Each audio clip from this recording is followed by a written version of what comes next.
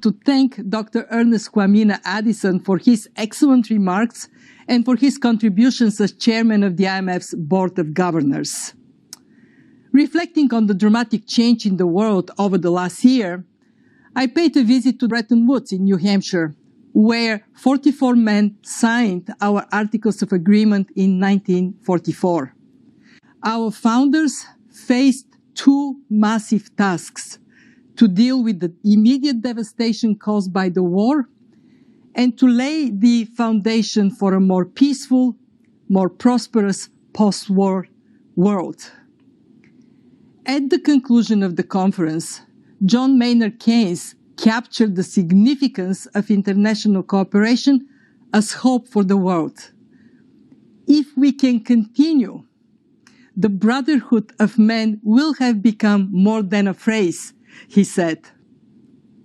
As we look forward to welcoming Andorra as our 190th member, the work of the IMF is testament to the values of cooperation and solidarity on which a sisterhood and brotherhood of humanity is built. Today, we face a new Bretton Woods moment, a pandemic that has already cost more than 1 million lives, an economic calamity that will make the world economy 4.4% smaller this year and strip an estimated 11 trillion of output by next year. An untold human desperation in the face of huge disruption, rising poverty for the first time in decades. Once again, we face two massive tasks: to fight the crisis today and build a better tomorrow. We know what action must be taken right now. A durable economic recovery is only possible if we beat the pandemic. Health measures must remain a priority. I urge you to support production and distribution of effective therapies and vaccines to ensure that all countries have access. I also urge you to continue support for workers and businesses until a durable exit from the health crisis. We have seen global fiscal actions of 12 trillion. Major central banks have expanded balance sheets by 7.5 trillion. These synchronized measures have prevented the destructive macro-financial feedback we saw in previous crises. But almost all countries are still hurting, especially emerging market and developing economies. And while the global banking system entered the crisis with high capital and liquidity buffers, there is a weak tail of banks in many emerging markets. We must take measures to prevent the buildup of financial risks over the medium term. We face what I have called a long ascent for the global economy, a climb that will be difficult, uneven, uncertain, and prone to setbacks. But it is a climb up, and we will have a chance to address some persistent problems: low productivity, slow growth, high inequalities, a looming climate crisis. We can do better than build back the pre-pandemic world. We can build forward to a world that is more resilient, sustainable, and inclusive. It is obvious that we are in the midst of the most severe crisis the world has experienced since World War II. 75 years ago, countries and people came together to shape the post-war global order, which brought us decades of peace, increased global cooperation, and prosperity to hundreds of millions of people around the world. The COVID-19 crisis has shown us that our old systems are not fit anymore for the 21st century. It has laid bare the fundamental lack of social cohesion, fairness, inclusion, and equality. Now is the historical moment, the time, not only to fight severe virus, but to shape the system for the need for the post-corona era.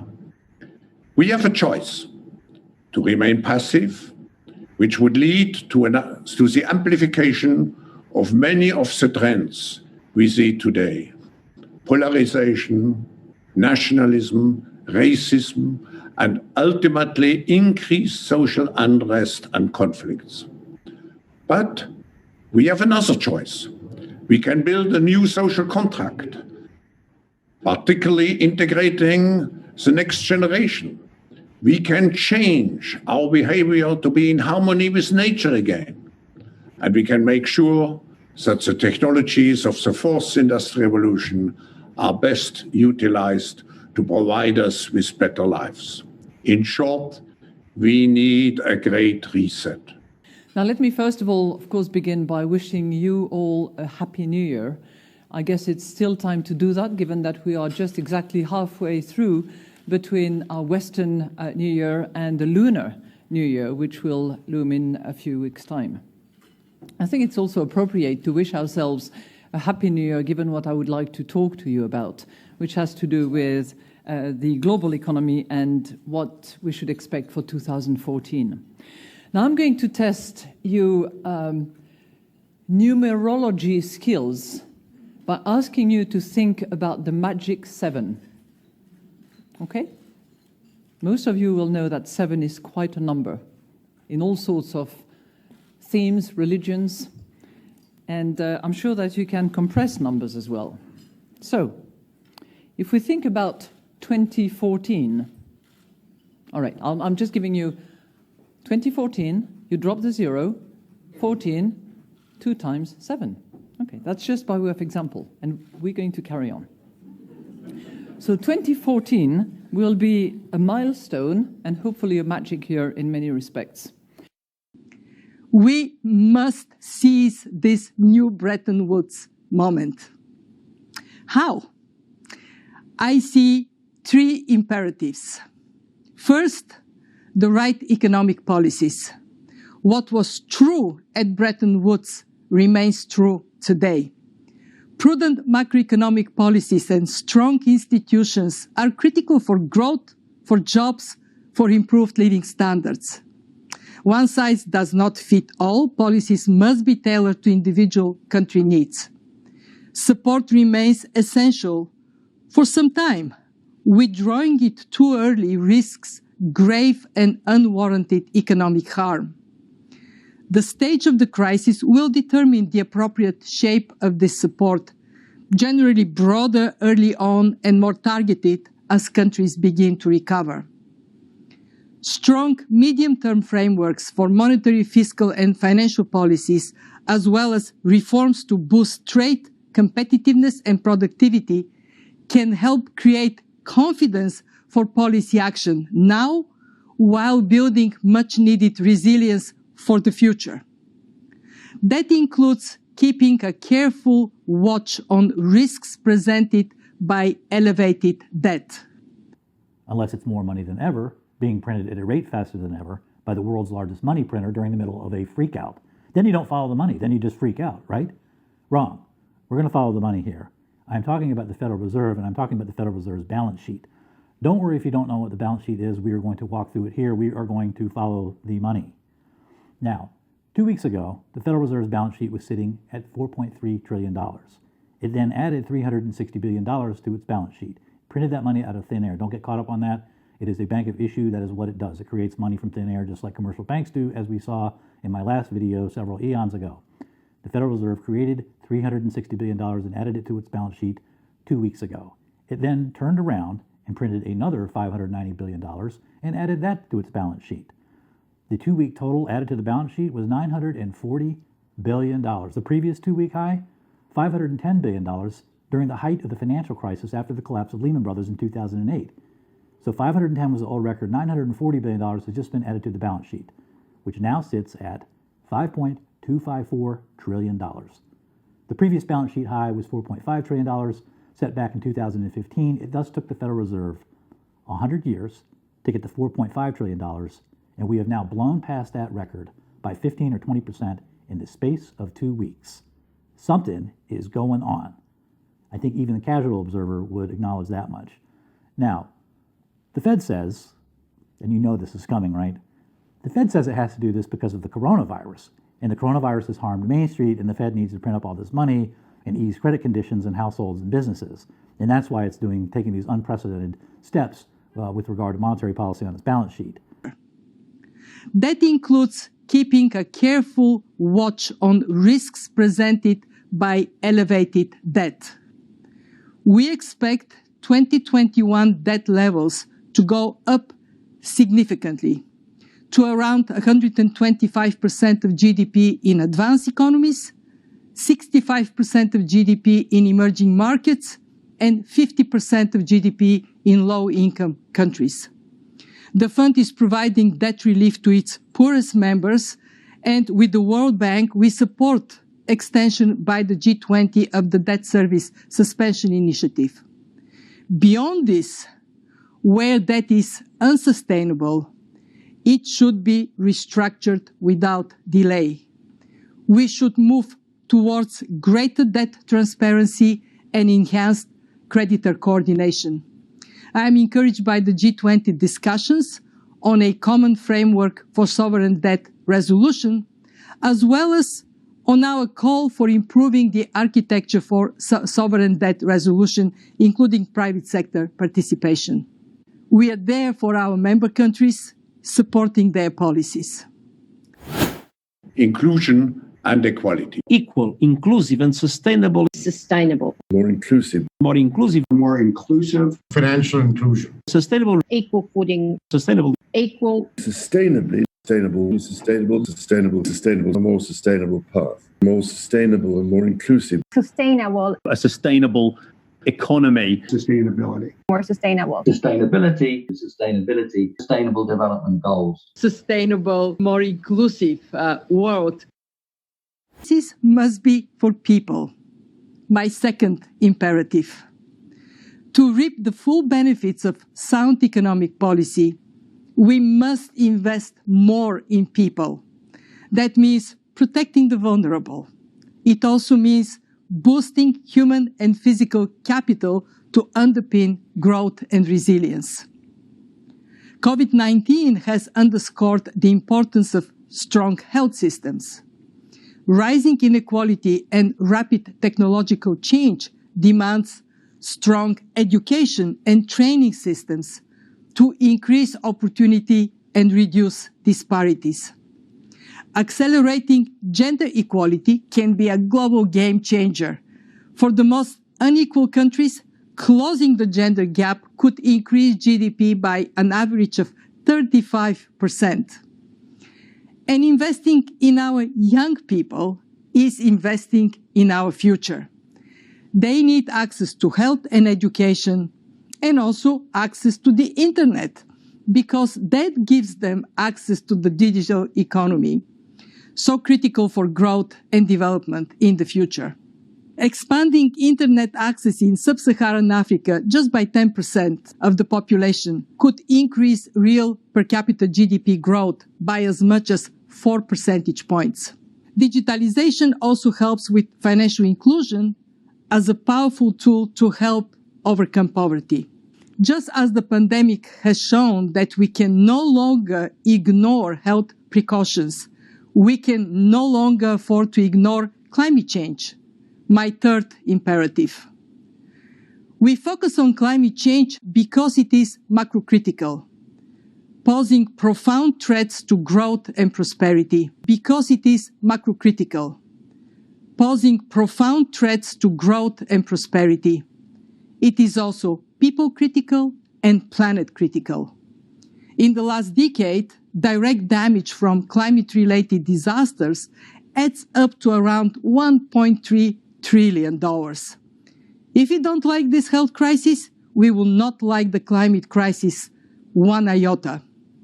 Our research shows that with the right mix of green investment and higher carbon prices, we can steer toward zero emissions by 2050, and we can help create millions of new jobs. We have a historic opportunity to build a greener world, also a more prosperous and job-rich one. At the very least, the fourth industrial revolution will place the robber barons in between every human interaction. This gives the robber barons a fee for every interaction and the power to approve or deny every human interaction. It is every human's duty to prevent this infrastructure to gain government monopoly status and universal public acceptance. Undermine everyone who is part of the robber baron class. If they sell eggs, smash them or make them unable to sell them. Keep them up at night. Let your dog urinate on their lawn, and so on and so on. Never surrender. Once you begin to fight back, your life will have meaning. Try a small gesture today and see how great it feels, or not. The choice is yours. A prosperous and job-rich one. With low interest rates, the right investments today can yield a triple dividend tomorrow. Avert future losses, spur economic gains, save lives, and deliver social and environmental benefits for everyone. At the Fund, we are working tirelessly to support a durable recovery and a resilient future as countries adapt to structural transformations brought on by climate change, by digital acceleration, and the rise of the knowledge economy. Since the pandemic began, we have committed over $100 billion, and we still have substantial resources from our $1 trillion in lending capacity. We will continue to pay special attention to the urgent needs of emerging market and low-income countries, especially small and fragile states, helping them to pay doctors and nurses and protect the most vulnerable people and parts of their economy. Our unprecedented action was only possible thanks to our members' generous support. The doubling of the new arrangements to borrow and a new round of bilateral borrowing arrangements preserves our much-needed financial firepower. Members also have stepped up with essential contributions to our catastrophe containment and relief and poverty reduction and growth trusts. Is available from the World Economic Forum's website. I will, of course, throw the link into the show notes so that you can go and visit it yourself. And when you do, you will see that there is this spaghetti graph where all these different concepts are related to all these other different concepts, and it shows you the lines and how these different things affect each other. And around the node of COVID-19, you can see all of the different things that are directly and then indirectly influenced by this global crisis that we're living through. And in that inner circle, we see the media's role during COVID-19, response and recovery, COVID-19's workforce impact, avoiding COVID-19 infection and spread, finding a vaccine, COVID-19's impact on trade, COVID-19's impact on travel, and COVID-19's impact on financial markets. But then in the larger ring, you see all of these different areas that are in some way affected by these COVID-19 wrought transformations, like transformation of behavioral science, or inclusive design, international security, institutional investors, oil and gas, private investors, US, geopolitics, aerospace, Switzerland, migration, European Union. Again, going all the way around the circle into all of these other things, all the way over to corporate governance, internet governance, global health, global governance, human rights, values, all of these things. And this map shows you how all of these things are related. So you can click on any one of these nodes and you can see how it relates to all of the other nodes that it is connected to. And it will also bring up all of the information, all the different publications, videos, and data related to that node. So if you click on the media's role during COVID-19, you will see that it's connected to global governance and human rights and values and all of those things. And on the side, you'll see the different publications, the different mainstream, of course, World Economic Forum connected types of Scientific American and The Conversation and MIT Technology Review and these other publications that have been collected around that subject, And when you start, and I do suggest you, if you haven't done so, that you go to this page and just click around on it a little bit, just to get a sense of the scope and the scale of the transformation that's taking place here. And it is important to note that although some zero research GooTubers were initially putting out that this this entire COVID-19 transformation map was just created in the last month. And can you believe they did all this work in a month? This is clearly a coordinated agenda. Well, no, actually, this transformation map has been around since 2017. You can go to the World Economic Forum website and read about it. You can even watch their little YouTube video introducing transformation maps from 2017, where they showed all of this laid out. It's just that COVID-19, that particular node, has been added to this map, obviously, since this generated crisis came about. But this is just a large database, essentially, of articles and information that are being collected by the stooges of the World Economic Forum and thrown onto this map in the appropriate node. So it creates this gigantic spaghetti graph. But actually, that underlines the most important point of this, that this is a pre-existing agenda that they are now just slapping this Great Reset COVID-19 label on, which really doesn't in any way explain what is happening right now. What is happening is this transformation of, as we have just seen, everything imaginable: global governance, internet governance, health, security, geopolitics. All of these different things are right now being transformed, again, in the name of this COVID-19, but it doesn't matter. So we are not talking about a reset. We are talking about a transformation. And specifically, what kind of transformation? We are talking about a revolution. This has allowed us to support our low-income members with debt relief and to triple our concessional lending. We are engaging with members to further boost our concessional lending capacity, to adapt our lending toolkit, and to increase support for capacity development. IMF staff, working day and night, have been magnificent in this crisis. My sincere thanks to them and to my management team. And my deep appreciation to our executive directors. They have been there every step of the way over the past 6 months. This is an historic moment. We have, in this past year, made great progress in ending the long era of conflict and Cold War. We have before us the opportunity to forge for ourselves and for future generations a new world order, a world where the rule of law, not the law of the jungle, governs the conduct of nations. When we are successful, and we will be, we have a real chance at this new world order, an order in which a credible United Nations can use its peacekeeping role to fulfill the promise and vision of the UN's founders.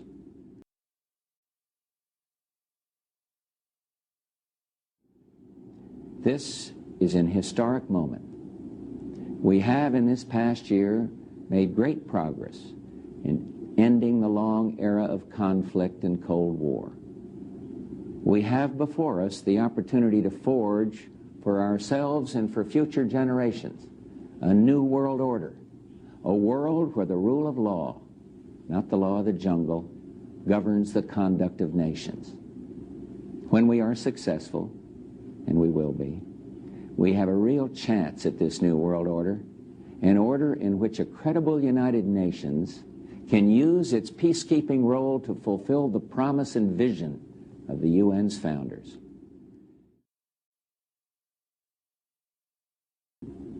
When we are successful, and we will be, we have a real chance at this new world order, an order in which a credible United Nations can use its peacekeeping role to fulfill the promise and vision of the UN's founders.